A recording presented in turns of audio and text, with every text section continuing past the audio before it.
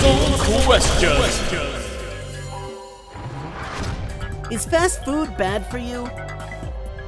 We've all been there. You grab a bag of your favorite snack and you start chomping them down. You chomp and you chomp and you chomp again, and suddenly, what? The bag is empty? What gives? As it turns out, junk food can be so completely addictive because, well, it was designed that way. That's right, food companies use some pretty sophisticated science-based techniques to keep us chowing down. All junk foods are trying to hit what they call the bliss point, or a perfect flavor that isn't too much or too little and keeps you always wanting more. The main way that companies manage to keep that flavorful bliss point is by adding one specific ingredient: sugar. And they add it to all sorts of foods you might not expect. White bread, salad dressing, ketchup, barbecue sauce, orange juice, granola bars, and spaghetti sauce, just to name a few. Every year, people become more and more aware how bad ingredients like sugar, salt, and fat can be when you have too much of it. As a result, junk food companies have tried to use less of the bad ingredients people are looking out for and replace them with other bad but not quite as bad options to make up for the taste. That lets junk food companies sell their snacks as low sugar or low sodium, making people think that they might be choosing a healthier option. So, is junk food actually bad for you? Well, if you're eating lots of it every day, yes it is. And remember, if a delicious salty or sugary snack sells itself as low salt or low sugar, that doesn't mean it's healthy. What really happens when you swallow your gum? Chewing gum has existed since at least the Stone Age. 6,000-year-old gum was discovered in Finland, and many other ancient cultures like Aztecs, Mayans, and Greeks all chewed gum made from tree resins and tars. Even whale blubber was chewed like bubble gum by the Eskimos. Over time, people stopped making gum out of tar and started using things like leaves and roots. In the 1860s, modern chewing gum was finally invented using synthetic rubber. And no matter what kind of gum you're chewing, ancient or modern, one thing's for sure: you can't digest any of it. Our bodies just don't make the chemicals that can break it down. So, Mom was right. You can't digest your gum. But that doesn't mean it'll stay in your belly for 7 years. It stays for about 3 days, which is the normal amount of time for anything indigestible.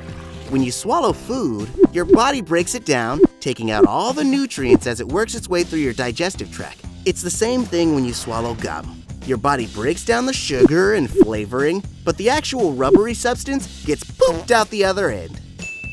So, swallowing a single piece of gum won't do you any harm, but swallowing lots and lots of gum could create blockages in your digestive tract called a bezoar. In fact, one medical journal from 1998 recounts the story of a 5-year-old boy who swallowed 5 to 7 pieces of gum every day. It got so bad that doctors had to remove a taffy-like trail of gum manually. So yeah, you're probably better off just spitting out your gum. Is it just a myth that cracking your knuckles is bad for you? Despite the persistent rumors, research has shown that cracking your knuckles daily doesn't increase your chance of getting arthritis or any other knuckle problems as you age. The most famous study on the subject was done by a doctor named Donald Unger, who spent over 60 years just cracking the knuckles on his left hand and never cracking the knuckles on his right to see if there was any difference. In 1998, he published his research. His left hand was perfectly fine and had no noticeable effects from a lifetime of daily knuckle cracking. Okay, so it might not be such a big deal to crack your knuckles, but there is one question still lingering. What actually causes the noise you hear from your knuckles? Even though we call it cracking our knuckles, what we're really doing is actually making a bunch of little pops. They're caused by tiny bubbles in your synovial fluid, which is just the fancy name for the fluid in between your joints that keeps your bones from scraping together. Think of it a little bit like bubble wrap. When you crack your knuckles, it squeezes those microscopic bubbles that build up in the fluid, and they all pop, making that distinct, oddly satisfying knuckle cracking noise. But like all things satisfying, moderation is key. You can only crack your joints once every 15 or 20 minutes because it takes some time for the gases to dissolve back into the joint fluid. So whether you find the sound satisfying or horrifying, you can rest assured it's perfectly safe to crack your knuckles. Unless it happens to bother your older brother. Is sugar really all that bad for you? Okay, let's start with the basics. What exactly is sugar anyway? Sugar is a super sweet substance found in plants, mainly sugarcane and sugar beets. Its fancy scientific name is sucrose, and it's in way more things than most people realize. Obviously, there's lots of sugar in candy, desserts, and other sweet treats, but it doesn't stop there. Breakfast cereals, sports drinks, ketchup, barbecue sauce, and even tons of foods you'd never expect, like yogurt, spaghetti sauce, fruit, and milk, all have lots of sugar in them. Sugar can hide in foods using a few different secret identities: sucrose, glucose, fructose, and lactose.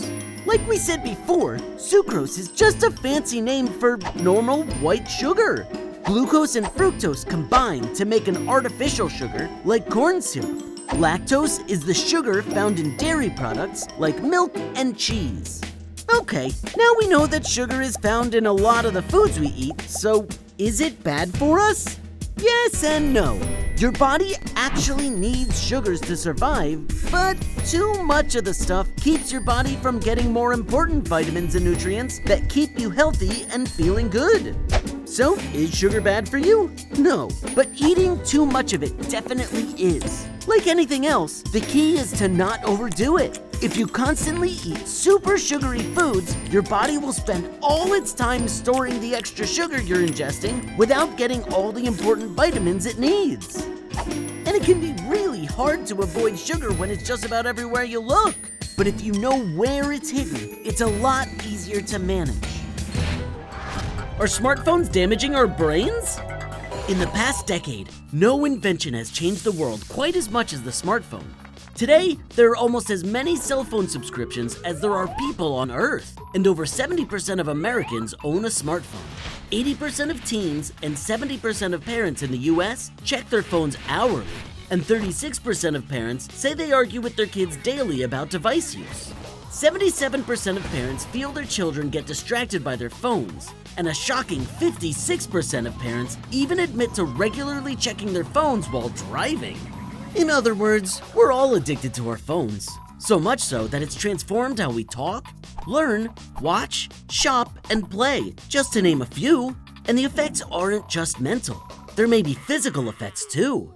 The National Toxicology Program did a study on the effects of cell phones on mice. It found that cell phone use increases the chances of brain cancer and tumors in mice by about 3%. That's scary news, but we're not mice, so what does that mean for humans? Well, after crunching the numbers on that study and a bunch of others, the International Agency for Research on Cancer concluded that there's some evidence that smartphones can increase your chances of getting brain cancer and tumors, just like the mice. So, once and for all, do smartphones cause cancer in humans? Yeah, probably, but the good news is that there's some easy steps you can take to lower your risk of exposure. Start by keeping your distance. Smartphone exposure is kind of like a fire. If you sit close to it, you're fine, but if you're close enough to touch, it's going to burn you. Try using speakerphone while you're on a call. Carry it in a bag or purse instead of in your pocket, and maybe even turn it off when you aren't using it. So if you're worried about what your phone is doing to your brain, try using our tips to lower your exposure, and don't let technology rule your life. Or, at least try. Are video games bad for you? Well, I've got good news and bad news on this one. Let's start by getting the bad news out of the way. Things like muscle pain, lack of vitamin D, and sleep deprivation are just some of the problems you can develop by overplaying console or PC games. Muscle pain is one of the most commonly reported problems among hardcore gamers, since most video games still involve sitting motionless in front of the TV for long periods of time. Humans get their daily dose of vitamin D from the sun, so when gamers spend the whole day inside, they miss out on this key vitamin. Sleep deprivation affects kids who stay up super late to beat the next level. So, how much is too much gaming? Well, most experts recommend no more than an hour or so of video games per day. The problem is, most gamers play way more than an hour, which leads to the negative effects.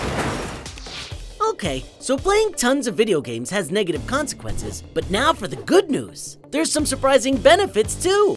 That's right! Studies show that playing the recommended amount of video games can improve your vision, social skills, and even help slow the aging process. Parents love to say, Don't sit too close to the TV. but modern science shows that video games may actually help improve your vision. Studies have shown that people who play certain types of video games are able to recognize more shades of gray than someone who doesn't.